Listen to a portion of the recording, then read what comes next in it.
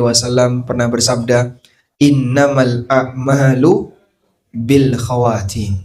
Sesungguhnya amal itu tergantung dari khotimahnya, tergantung dari ujungnya. Kita semuanya mungkin punya masa silam. Saya punya masa silam, Bapak Ibu juga punya masa silam. Dan masa silam kita mungkin ada yang gelap gulita, ada yang agak hitam, dan aneka perbuatan maksiat yang pernah kita kerjakan. Tapi sebagai muslim kita tidak diajarkan hanya sebatas mikir masa silam, sedih dengan masa silam. Itu nggak ada gunanya. Tapi bagaimana kita bisa menatap masa depan yang lebih baik, berusaha untuk menggapai husnul khatimah, itulah tujuan akhir yang kita harapkan. Ya ayyuhalladzina amanu taqullaha wal tandur nafsun ma qaddamat lighad. Wahai orang yang beriman, bertakwalah kepada Allah, dan hendaknya masing-masing jiwa melihat ma qaddamat, apa yang sudah dia lakukan, lighadin, untuk kehidupan esok hari. Kehidupan esok hari maksudnya adalah untuk menghadapi masa depan. Masa depan puncak manusia ketika di dunia adalah kematian. Karena itu ada satu wasiat yang diberikan oleh Allah Subhanahu wa taala. Allah Subhanahu wa taala berfirman, wala tamutunna illa wa antum muslimun. Ojo sampai awakmu mati kecuali dalam kondisi muslim. Sebab ini syarat satu-satunya di mana seseorang bisa mendapatkan surga. Makanya para ulama mengatakan istiqomah itu bertingkat. Istiqomah tingkatan sing paling rendah adalah istiqomah dadi wong muslim. Istiqomah bagian ini tidak boleh hilang sampai mati. Sebab orang kalau sudah sampai pada tingkatan keluar dari agama Islam, wis rasa arep-arep bisa mlebu swarga. Karena hanya orang muslim yang berhak untuk masuk surga. Allah Ta'ala berfirman, innad dina indallahi al-Islam. Sesungguhnya agama yang diridai di sisi Allah hanyalah Islam. Wa may yabtaghi ghairal islami dinan fala yuqbal min. Sapa sing golek agama selain Islam, mongko agamane ora bakalan ditampa. Dan untuk bisa menjadi orang muslim sampai mati, dia harus bertahan tidak melakukan perbuatan pembatal Islam. Perbuatan pembatal Islam niku contohnya apa, Pak? Wonten sing rupane syirik, wonten sing rupane tidak percaya dan tidak beriman dengan apa yang wajib untuk diimani. Wonten sing rupane istihza, agama dinggo dolanan, dinggo guyon, namanya istihza. Wonten sing rupane sihir, wong nglakoni sihir niku saged keluar dari Islam. Bahkan ada sebagian ulama seperti keterangan yang disampaikan oleh Syekh Sulaiman bin Sahman.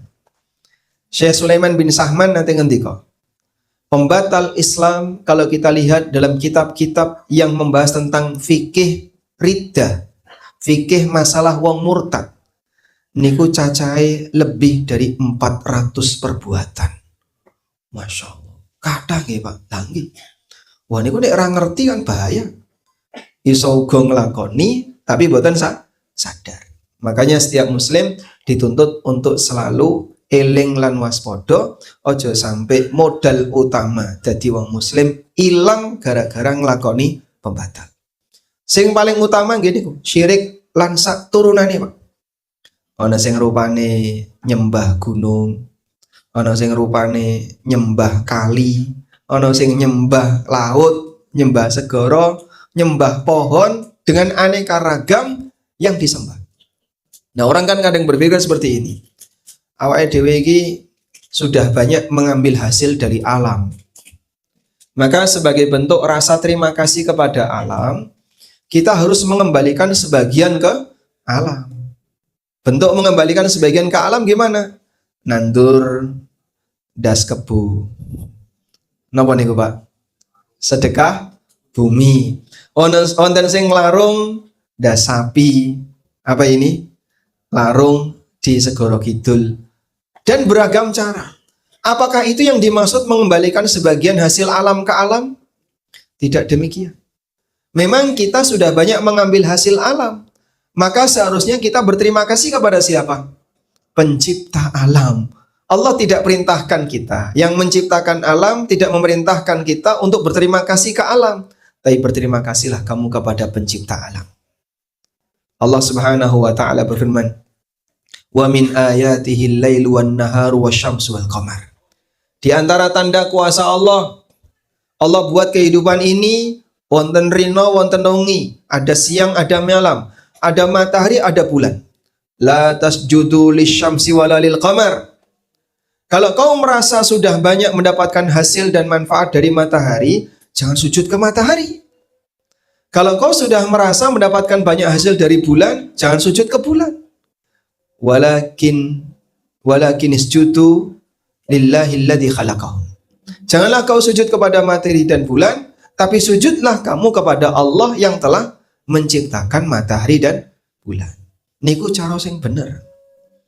Padahal saat niki nggih nyuwun sewu, kadang ada orang berbuat kesyirikan tapi atas nama budaya. Dibalut dengan label apa? Budaya. Yang sewu nggih. Sebenarnya kan aslinya itu mau mempersembahkan kepala binatang yang sudah disembelih untuk selain Allah. Wah iki minangka ngawuri-wuri kabudayan. Ya berbudaya itu boleh, tapi kalau sampai nabrak agama tidak boleh. Karena ajaran Nabi lebih tinggi daripada ajaran nenek moyang. Makanya kalau ada benturan antara ajaran Nabi dengan ajaran nenek moyang, Al-Quran mengajarkan ikutilah ajaran Nabi. Sebab ajaran Nabi niku wahyu, sedangkan ajaran nenek moyang tidak datang dari wahyu. Pengalaman seperti ini sudah banyak terjadi di masa silam. Para nabi nalikane berdakwah, lalu masyarakatnya diajak untuk mengikuti wahyu yang Allah turunkan. Wa idza qila lahum ittabi'u ma anzalallah. Ketika diperintahkan kepada mereka, ikutilah kalian kepada apa yang telah Allah turunkan. Qalu, mongko wong-wong sing memusuhi para nabi mengatakan, qalu bal nattabi'u ma alfaina alaihi aba'ana. Kami mengikuti apa yang kami dapatkan dari bapak-bapak kami. Bapak-bapak kami ini tegasnya apa? Nggih, leluhur. Kami lebih memilih ajaran leluhur daripada ajaran yang dibawa oleh para nabi. Terus ajaran nabi dilawan dengan ajaran leluhur. Sebanding buatan Pak. Awalau kana aba'uhum la yaqiluna syai'an wa la yahtadun. Maka Al-Qur'an langsung bantah. Leluhur kamu itu apa ya? Wong sing iso dadi nabi atau orang yang mendapatkan petunjuk dari Allah. Nggih mboten. Tapi ya jarene kaya ngono ki. Nggih. Makanya kan terkadang banyak orang ya, pangapunten, dia punya keyakinan tapi sumbernya niku jarene, Pak. Oh, jarene wong tua kaya ngene iki? Jarene kaya ngene? Oh, jarene. Oh. Keyakinan kok jarene. Wonten-wonten Pak, keyakinan yang berasal dari jarene, Pak. Kata, contohnya napa? Contohnya, misalnya nggih, nek menurut wong Magelang, Pak, ulan Cilaka niku ulan apa, Pak? Suro. Kok podo karo Jogja nggih, Pak? Berarti semadhab kita nih, Pak. Dari mana orang punya keyakinan kalau ulan Suro niku ulan Cilaka? Oh, jarene kok ngono nggih. Sehingga nek ngadain hajatan kok ulan Suro pripun? Wah, wedi ora wani. Ada orang misalnya mau ngadain hajatan, liburnya antaranya Sabtu karo dina Ahad. Dihitung, wah iki pas libur Sabtu Pahing, ojo Sabtu Pahing, geblake simbah A iki. Yo ganti ning ono Ahad Pon. Wah, Ahad Pon iki geblake simbah B kok. Yo ganti Sabtu Kliwon, apa meneh Sabtu Kliwon. Iki yo geblake simbah C, keluarga besar, Pak. Mbahne kata geblak simbah A, geblak simbah nomor loro, geblak simbah nomor telu, akhirnya geblak dhewe. Kangelan golek dino. Dari mana orang punya keyakinan kayak gitu? Jarene iki. Iku nek dikumpulno, Pak, iso dadi kitab Al-Aqidah Al-Jariniyah. Akidah jarene. Halo keyakinan kok jarene. Niku ampun dipertahankan. Bahkan sampai di bawah mati. Sebab akidah yang menyimpang seperti ini, nek sampai digawa mati, berarti piyambake nggawa akidah yang tidak sejalan dengan Al-Quran dan hadis Nabi SAW digawa sampai mati, ini ku bahaya. Padahal kalau sampai dibawa mati, wonten sing gawa keyakinan syirik sampai mati, wonten sing gawa keyakinan klenik sampai mati, wonten sing gawa tahayul, mitos dan khurafat sampai mati, ini ku bahaya. Maka dipetani sing kira-kira nggak ada keyakinan yang asal usulnya adalah jarine dan jarine niku kalau bisa segera dilepas. Sehingga kalau ada keyakinan kayak gitu, aku ora percaya, ngurano dalile. Karena yang namanya keyakinan berkaitan dengan hal yang gaib, manusia hanya boleh punya satu referensi, yaitu wahyu. Manusia hanya boleh satu sumber, yaitu apa? Wahyu. Sebab yang namanya keyakinan tidak boleh selain wahyu. Nah, ini prinsip yang pertama. Ojo sampai menungso mati kejaba nggadah iman, minimal adalah mati sebagai muslim. Wala tamutunna illa wa antum muslimun. Sehingga semua akidah-akidah yang bertentangan dengan ajaran Islam tolong dikikis, dilepas satu demi satu, jangan dipertahankan. Nyun sewu, berbudaya niku boleh napa mboten, Pak? Angsal napa mboten? Angsal. Yang namanya berbudaya ya sah-sah saja, boleh. Tapi, wonten tapi nih, jangan jadikan budaya sebagai agama. Karena budaya itu bukan agama. Kapan seseorang telah menjadikan budaya sebagai agama, nalikane budaya mewarnai keyakinannya. Budaya menjadi latar belakang akidahnya. Gini kok, punya keyakinan, tapi sumbernya jari ini. Sehingga banyak sekali kadang penyimpangan di masyarakat. Lahirmu tahun piro? Aku lahir ki Sabtu Kliwon tanggal 3 Ulan Safar. Dihitung. Oh, hitunganmu samene. Calon bojomu sami. Oh, ora cocok iki. Iki nek rabi mesti salah siji mati. Keliru, Mas. Sing bener karo karene bakal mati menungso kok salah siji mati. Ada nggak pakai gitu? Ayo kan digawe-gawe dewe, dihitung-hitung dewe, wedi-wedi dewe. Makanya tidak ada manusia yang lebih penakut melebihi wong sing nggadhahi keyakinan mitos, klenik dan ramalan. Dihitung-hitung dewe, dinggunggo dewe, diyakini-yakini dewe. Iki lho sumber itu nanti. Sampai banyak sekali ya pernikahan yang batal wis kadung tresno sampai akhirnya terjadi perzinahan disebabkan karena ra cocok petungan.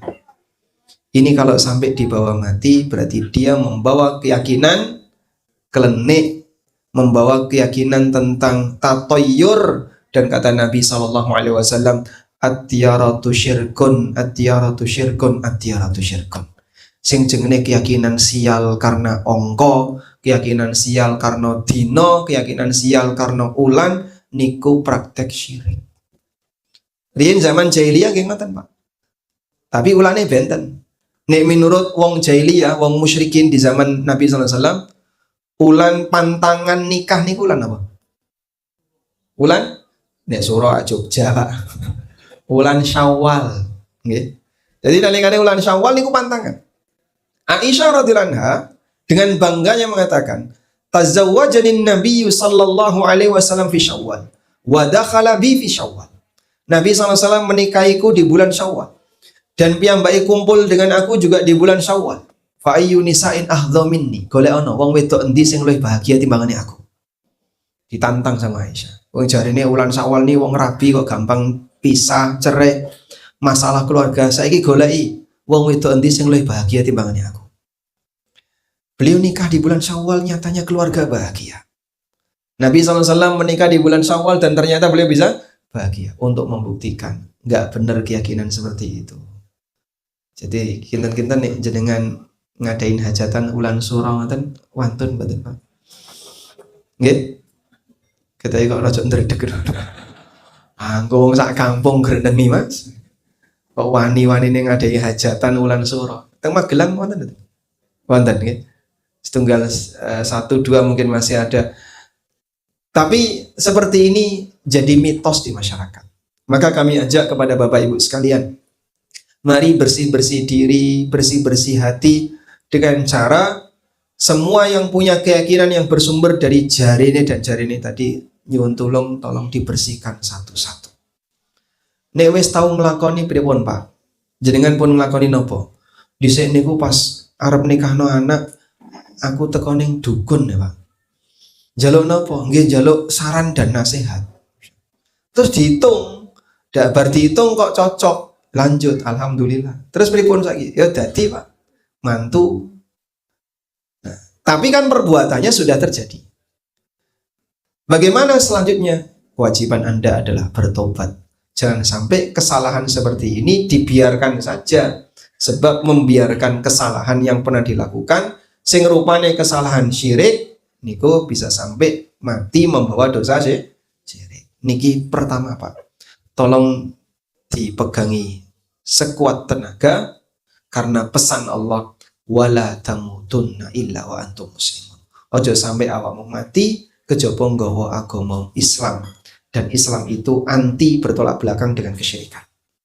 Selanjutnya, yang kedua adalah berusaha untuk mengenang dan mengingat dosa dan kesalahan kita masing-masing. Sebab manusia diperintahkan oleh Allah Subhanahu wa taala untuk selalu banyak bertobat kepada Allah, terutama dengan rajin membaca istighfar. Nabi Muhammad SAW niku istighfar sedina ping pinten, Pak? Berapa kali? 100 kali. Sampai beliau sallallahu alaihi wasallam nanti ngendika, ya ayuhan nas istaghfiru rabbakum fawalladzi nafsi biyadi. Wahai para menungso, pon jaluk ngapura marang Rabb kalian. Demi Allah zat yang jiwaku ada di tangannya. Innila astaghfirullah wa atubu ilai fil yaumi mi'ata marrah. Sak temene aku jaluk ngapura marang Gusti Allah sehari itu sebanyak 100 kali. Padahal piyambake termasuk orang yang dijamin dosanya diampuni oleh Allah Subhanahu wa taala. Nek menungso sing dosane dijamin oleh Allah pasti diampuni. Dalam sehari piyambake beristighfar sebanyak 100 kali, berarti kan seharusnya kita lebih dari itu. Maca napa, Pak? Ra usah dawa-dawa astagfirullah, astagfirullah, astagfirullah, astagfirullah. Nek ditambahi angsal mboten, ditambahi napa? Astagfirullah wa atubu ilaihi. Astagfirullah, monggo. Boleh astagfirullah wa atubu ilaihi, astagfirullah wa atubu ilaihi. Aku mohon ampun kepada Allah dan aku bertaubat kepadanya. Diulangi lagi astagfirullah wa atubu ilaihi. Nek iso sedina ora kurang sangka 100. Saya kasih tugas ya. Nyuwun sewu. Sing paling tebih saking pundi ini? Paling tebih, Pak. Pundi, Mas? Ngawi. Masya Allah. Manggen teng pundi? Oh, di rumah mertua di Magelang. Oh, Masya Allah. Nek ngoten nggih tebih kula, Mas. Ada yang lebih jauh. Yang paling jauh mana? Lampung. Pundi? Kaliangkrik wonten Kaliangkrik. Wonten Kaliangkrik, Masya Allah. Kaliangkrik setengah jam. Mungkin setengah jam nggih. Karo kerengkelan munggah ngoten niku, Masya Allah. Dari manapun Bapak Ibu berasal ya. Saya kasih satu tugas. Sanggup ini? Insya Allah tugasnya nopo kok terus sanggup niku. Tugasnya adalah setelah jenengan meninggalkan tempat ini, ketika pulang nanti jangan putus baca istighfar. Dremimil astagfirullah wa atubu ilaih, astagfirullah wa atubu ilaih. Rapedot moco istighfar dari tempat ini sampai rumah. Sanggup? Sambil berkendara boleh nggak, Pak? Silahkan. Sebab yang namanya dzikir ini lebih longgar. Orang dzikir tidak harus menghadap kiblat. Orang dzikir boleh menghadap ke arah manapun. Karena dzikir tidak seperti sholat. Kalau nggak punya wudhu, Pak, hadas, monggo. Sebab dzikir dengan ijma ulama boleh dalam kondisi hadas. Bahkan hadas besar saja boleh dzikir. Makanya Nabi SAW pertama kali yang beliau lakukan ketika beliau bangun tidur adalah membaca dzikir. Maca napa? Alhamdulillahilladzi afani fi jasadi wa radda alayya ruhi wa adzina li bidzikri. Alhamdulillahilladzi ahyana ba'dama amatana wa ilaihin nusyur. Jadi ada beberapa versi doa ketika bangun tidur. Baik. Jadi memperbanyak zikir seperti ini terutama istighfar. Nabi sallallahu alaihi wasallam pernah bersabda, "Tuba liman wajada fi sahifatihi aktsara ayyakula astaghfirullah." Beruntunglah menungso sing nalikane ketemu buku catatan amal, ternyata di situ tertulis kalimat astagfirullah, astagfirullah banyak sekali. Beruntung orang yang ketika dia membaca buku catatan amalnya, ternyata di buku catatan amal itu banyak tertulis kalimat astagfirullah. Sehingga kita berlomba untuk itu. Moga sing daleme paling tebih nggih, kali angkre, napa pring sewu, napa sampai salam atau pundi nek perbatasan kali Jogja niku? Tempel. Nek lore tempel niku? Salam. Baik. Sehingga bagi mereka yang mungkin perjalanannya setengah jam, 1 jam, Anda membaca astagfirullah, astagfirullah selama 1 jam. Wis ora usah dihitung. Jadi ora usah nganggo tosbih, ora usah nganggo krikil, ora usah nganggo jari. Pakai apa, Pak? Pakai menit, pakai perjalanan. Insya Allah lebih banyak daripada angka 100. Sebab kita berzikir kepada Allah setiap saat, dan salah satunya adalah memperbanyak istighfar.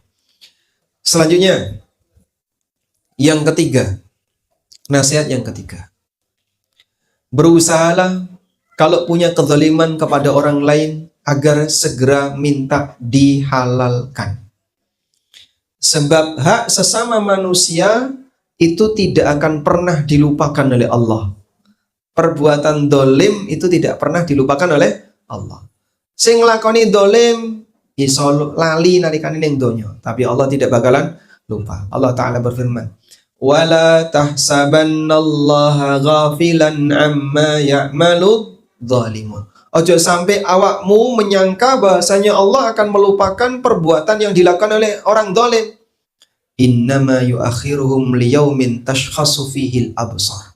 Aku tunda hukuman bagi mereka sampai datang satu hari di mana mata itu terbelalak karena melihat siksa. Kapan niku Pak? Ya nalikane kiamat. Wonten Pak, wong dolim sampai mati belum terbalas. Wonten? Kathah Pak. Terus sing jenenge Perdana Menteri Israel niku pun mendolimi wong pinten Pak. Wo sak pirang-pirang. Ini kok ora dihukum-hukum Pak? Karena hukuman itu baru disempurnakan ketika di hari kiamat. Bisa jadi nalikannya di dunia dia dibiarkan oleh Allah. Tapi ingat, Allah tidak akan pernah melupakan tindakan kezaliman. Antara ini sesama muslim gak ngoten. Wong sing nglakoni zalim mungkin dia bisa melupakan. Tapi ingat, Allah tidak akan pernah melupakan kezaliman. Karena itu Nabi SAW pernah mengingatkan tentang manusa sing bangkrut. Atadruna manil muflis, we para sahabat. Awakmu ngerti apa iku wong sing bangkrut niku? Para sahabat kemudian memberi jawaban, al-muflisu fina man la dirham lahu wala mata. Wong sing bangkrut niku ya wong sing ra ndek duit, ra duwe donya, iku bangkrut. Lalu kata Nabi SAW, al-muflisu fi ummati. Wong sing muflis di kalangan umatku, wong bangkrut di kalangan umatku. May ya'ti yaumal qiyamah bi salatin wa sadaqatin wa siyamin wa jihadin. Ana menungso sing nalikane hari kiamat piyambake nggawa ganjaran salat, nggawa ganjaran poso, nggawa ganjaran sedekah, nggawa ganjaran jihad, nggawa ganjaran dzikir, nggawa ganjaran maca Quran. Berarti amale ditampa mboten, Pak? Ditampa. Makane digawa sampai kiamat. Wa qad zalama hadza wa akhadha mala hadza wa syatama hadza wa safaka dama hadza. Tapi Masya Allah nalikane ning donya pernah mendolimi si A, mengambil hartanya si B, geser galengane sawah si C, arisan ngilang, utang ngemplang, jika barangnya koncone, mencaci maki si E, senengane grenengi tonggone, fa akhadha hadha min hasanatihi wa hadha min hasanati. Mongko sedaya menungso sing pernah didolimi berebut pahala yang pernah dia lakukan.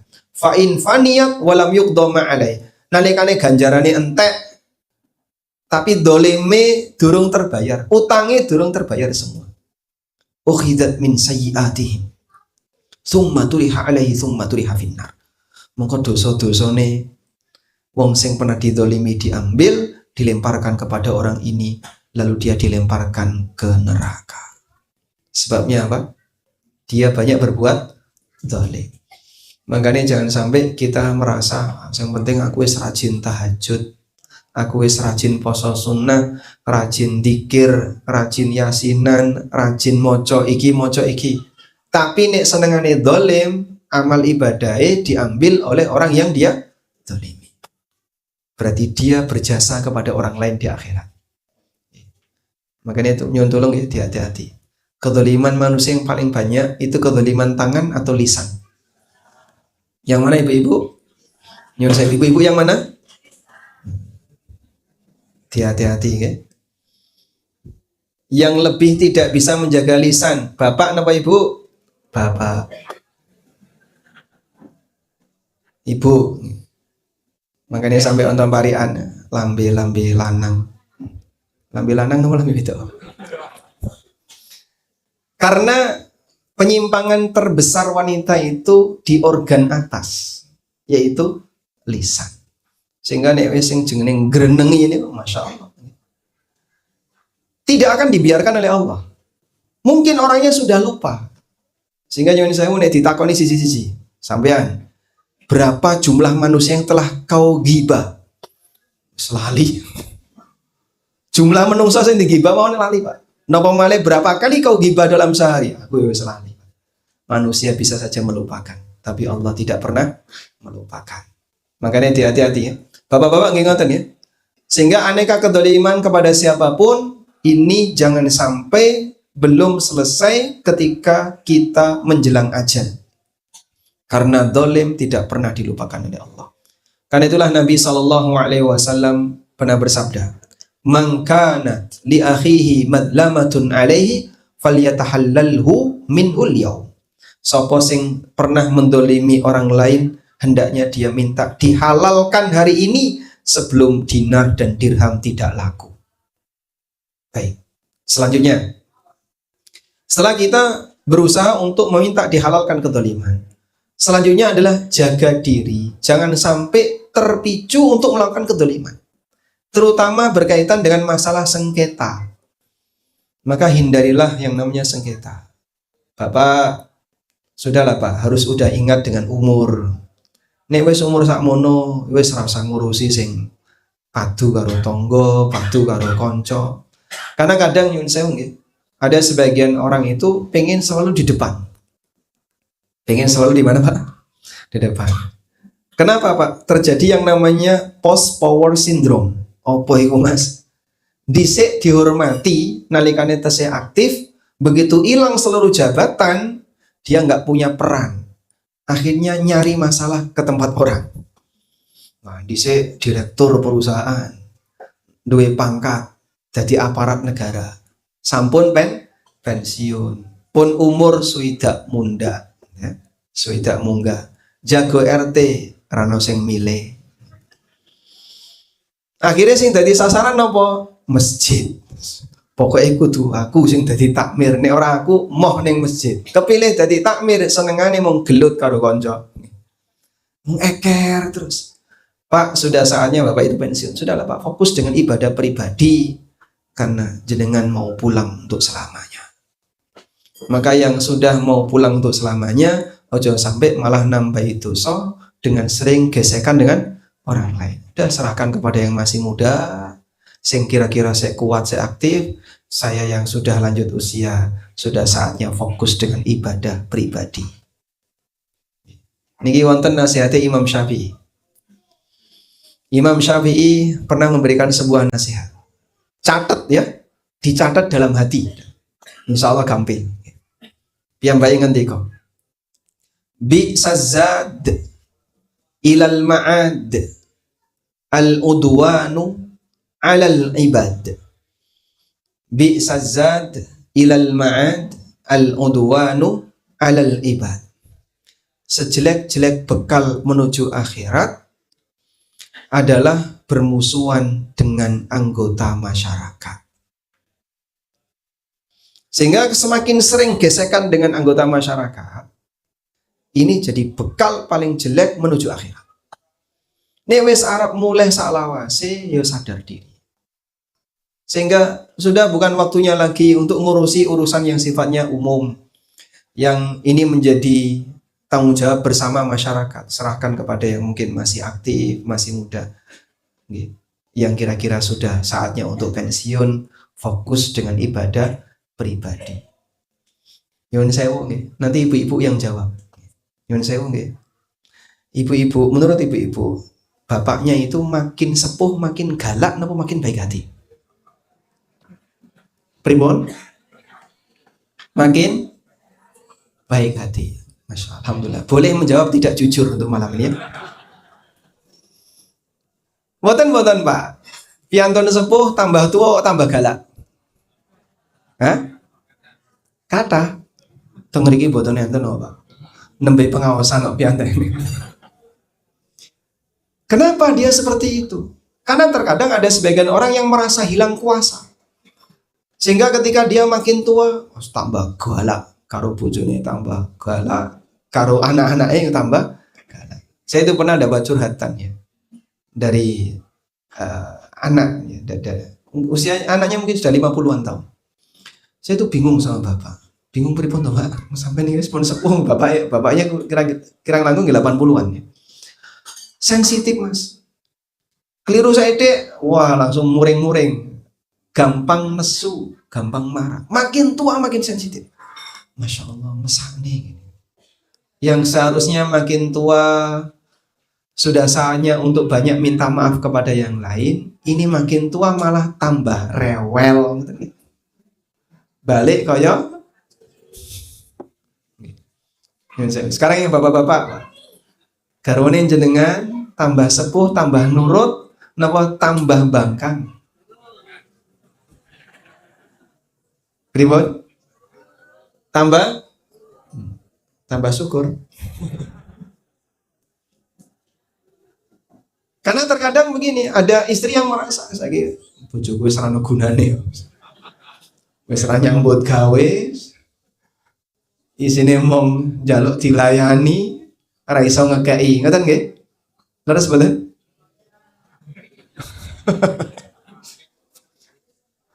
Isine mong njaluk dilayani wis ora iso ngekeki. Kesel ngrawati wong wedok ya isane mong kaya ngono. Akhirnya dia kecewa.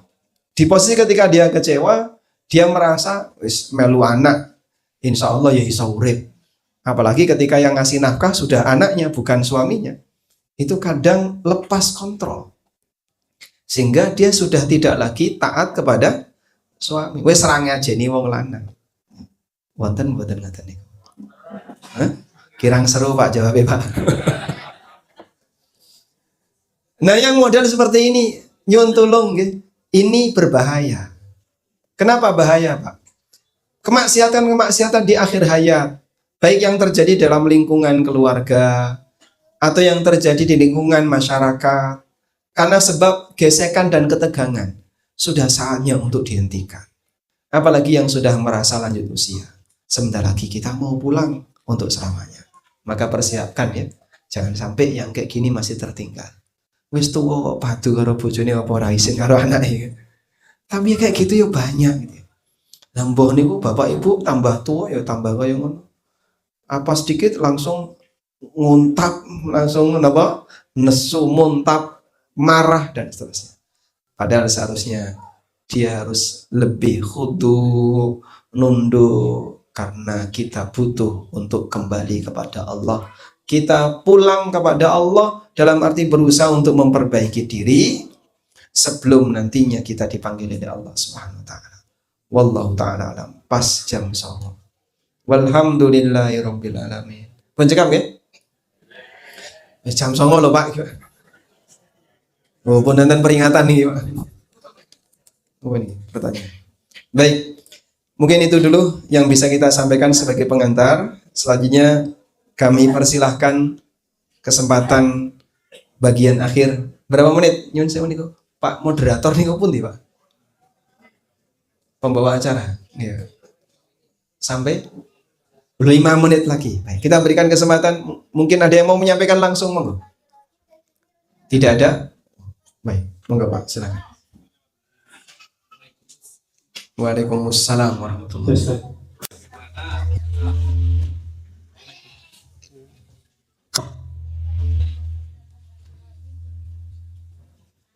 Bagaimana dengan tambah umurnya kita itu semakin lebih tawadu, semakin lebih semangat beribadah. Kiat paling gampang apa itu? Masya Allah, pertanyaannya berat semangat. Kalau tak ngopirin ini. Alhamdulillah. Baik, bagaimana caranya biar semakin tambah umur, semakin tawadhu, semakin banyak ibadah? Pertama yang perlu kita sampaikan begini. Sombong tidak boleh masuk surga, Pak. Ono makhluk sing wis ning jero swarga, nalikane sombong ditokno. Sinten niku? Iblis. Sehingga iblis ketika ditanya oleh Allah Subhanahu wa taala, qala ma mana'aka an tasjuda id amartuk. Iblis, kenapa kamu tidak mau sujud ketika aku perintahkan? Dengan sombongnya dia jawab, qala ana khairum minhu. Aku lebih apik timbangane Adam. Khalaqtani min narin wa khalaqtahu min tin. Ya Allah, engkau ciptakan aku dari api, sedangkan engkau ciptakan Adam dari tanah. Langsung Allah Subhanahu wa taala mengatakan, qala fahbit minha. Fama yakunu laka an tatakabbara fiha. Iblis, metu kau saka swarga. Kamu tidak boleh sombong di surga. Karena sombong tidak boleh masuk surga. Allah Subhanahu wa taala berfirman, "Tilkad darul akhiratu naj'aluha lil ladzina la yuriduna 'uluwan fil ardi wala fasada wal 'aqibatu lil muttaqin." Itulah kebahagiaan di akhirat yang kami jadikan untuk orang yang tidak punya keinginan untuk bersikap sombong atau orang yang ingin berbuat kerusakan. Nabi SAW juga mengatakan dalam hadis riwayat Bukhari Muslim, la yadkhulul jannah man kana fi qalbihi mithqalu dzarratin min kibrin. Ora bakalan mlebu swarga manusa sing dalam hatinya ada sombong seberat dzarrah. Dzarrah niku napa, Pak? Biji sawi. Biji sawi niku khardal. Min khardalin. Nah, ini biji sawi, okay? Dzarrah niku napa? Faman ya'mal mithqala dzarratin. Sapa sing nglakoni kebaikan mithqala dzarrah, sebelat dzarrah. Dzarrah niku napa? Atom. Kacang atom. Dzarrah. Yang dikenal mungkin orang ada yang menerjemahkan atom. Intinya adalah sesuatu yang sangat kecil. Sebagian ahli tafsir menyebutkan nih jenengan ketika ada cahaya matahari masuk ke dalam kamar, terlihat seperti apa, Pak? Hah? Ada debu yang terbang, ringan sekali. Tangkap debu itu, ora iso Mas. Tangan gerak ini lah melayu dia. Saking ringannya, sehingga udara kecil yang kita dorong saja membuat dia terdorong. Itulah yang bisa terlihat oleh orang masa silam, sehingga ini dipahami seperti dzarrah. Sesuatu yang sangat kecil. Sombong seberat dzarrah tidak masuk surga. Oh, Masya Allah. Berarti ini ngono pripun niku, Pak? Nah, belajar kudu tawadhu. Tambah senior, tambah tawadhu. Ibarat perumpamaan kados dene padi, makin tua makin nunduk. Karena makin tua makin berisi. Sehingga padi ini kok makin tua makin nunduk. Maka demikian pula seorang muslim yang baik, dia merasa aku makin senior, aku ya wis tua. Tapi bukan semakin gagah perkasa, pengen nguasai, pengen sing paling dhuwur dhewe, pokoknya kudu aku. Nek ra ning ngarep mau. Sama nek pengen ning ngarep terus jadi imam. Oke, nek kon dadi imam maca Fatihah ra iso. Subhanallah. Sudah saatnya untuk merendah. Karena kita saat lagi mau menghadap Allah Subhanahu wa taala untuk selamanya.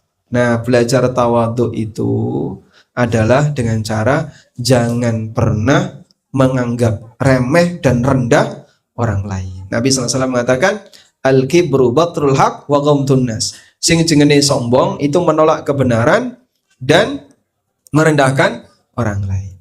Jadi nek jenengan dikandani isine kebenaran, tapi sing ngandani luwih enom, le nompo niku berat atau ringan? Ya? Berat. Berat ya? Berat. Sehingga kadang dikai pengajian, sing ngisi kok kaya putuku ya. Cah cilik kok disini. Subhanallah. Akhirnya dia berat untuk menerima karena merasa dia sudah jauh lebih senior. Padahal kita kalau merendah di hadapan kebenaran, siap untuk menerimanya dari manapun datangnya kebenaran itu. Wallahu a'lam. Ini yang terakhir nih. Assalamualaikum. Waalaikumsalam. Apabila seorang istri bekerja dan kita mempekerjakan ART di rumah untuk membantu pekerjaan rumah, mengikutkan anak bimbel les karena kita tidak cukup waktu untuk full menemani belajar anak. Yang ingin saya tanyakan, apakah saya memiliki tanggung jawab untuk melamar ART? Membayar. Apakah saya respon tambah dalu ya, Pak? Apakah saya memiliki tanggung jawab untuk membayar ART yang saya pekerjakan plus bimbel anak? Ya tanggung jawab. Dalam arti ini bagian dari layanan nafkah keluarga. Apakah urusan rumah, bersih-bersih, nyuci dan lain-lain hanya kewajiban istri saja? Pun dijawab. Baik. Pernah terjadi masalah antara Ali bin Abi Thalib dan Fatimah. Disebabkan karena mereka hidup dalam kondisi keterbatasan, sehingga Fatimah niku uripe rada rekoso. Sampai tangannya Fatimah itu ngapal. Lecet kok ngapal. Lecet karena saking seringnya napa niki? Giling. Nah, di zaman dhisik niku gilingane diputer batu dengan batu ya, terus diputar. Hingga kemudian ketika terjadi ketegangan, Nabi SAW memberikan keputusan. Ali bin Abi Thalib untuk urusan luar rumah, Fatimah untuk urusan dalam rumah. Dan memang normalnya demikian. Makanya wanita yang sesuai fitrah niku tidak keluar rumah. Kan itu Allah perintahkan waqarna fi buyutikunna wala tabarrajna tabarrujal jahiliyatil ula. Menetaplah kamu di rumahmu dan jangan tabarruj. Sedangkan laki-laki kodratnya di luar. Muka wong lanang kudu obah. Nek ora obah ora mamah. Sehingga dia harus kerja, dan kalaupun harus keluar rumah ya harus keluar rumah. Maka tanggung jawab bagi lelaki adalah memberikan nafkah keluarga dengan cara bekerja. Nah, sekarang masalahnya istrinya bekerja. Terus fungsi rumah digantikan ART. Pertanyaannya, yang bertanggung jawab membayari ART itu bapak apa ibu?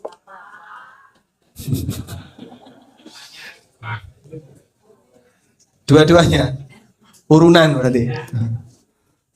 Baik. Wallahu alam, jika ART ini mengerjakan sifatnya hanya membantu pekerjaan, walaupun mungkin cukup banyak ya, berarti itu bagian dari nafkah dan tanggung jawab suami. Tapi kalau sampai istri kosong tidak mengerjakan apapun di rumahnya, koyo tuan ratu, teko langsung munggah ranjang, sehingga dia sama sekali tidak pernah menyentuh kegiatan rumah, berarti harus ada sebagian yang dia berikan kepada ART sebagai ganti dari tanggung jawab dia dalam ngurusi rumah tangga. Wallahu a'lam.